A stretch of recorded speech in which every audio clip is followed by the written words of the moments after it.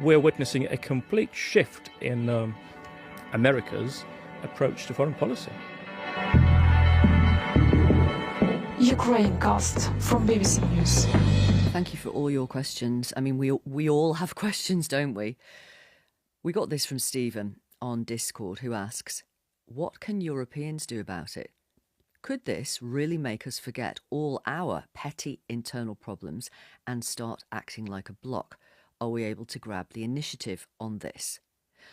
I might push back on that, Stephen, because in terms of Ukraine, broadly speaking, Europeans, and I include the UK in that, obviously, even though the UK is outside the EU, have been as one since February the 24th, 2022.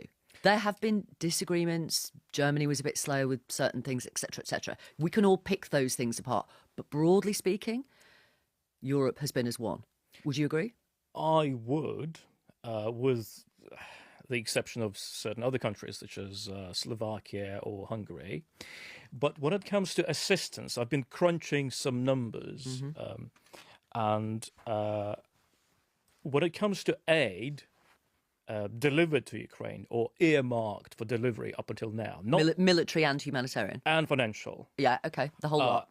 As it happens, Europe, and that includes continental Europe, is ahead of America. And when it comes to military, they're almost neck and neck.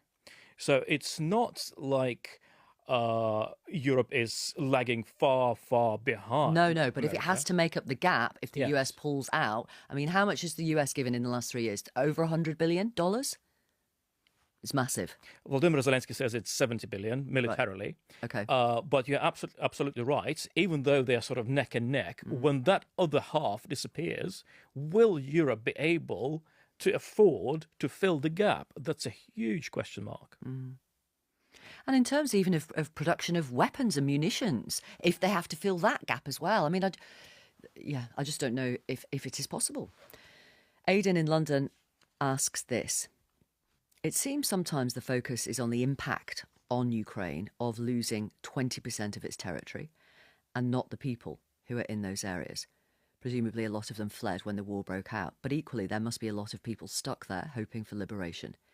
If these areas are de facto given up as part of a deal, would there be any opportunity for people in these occupied areas to leave for free Ukraine? Well, the things that we need to remember is that there's absolutely no guarantee that Vladimir Putin will stop at what he's got right now.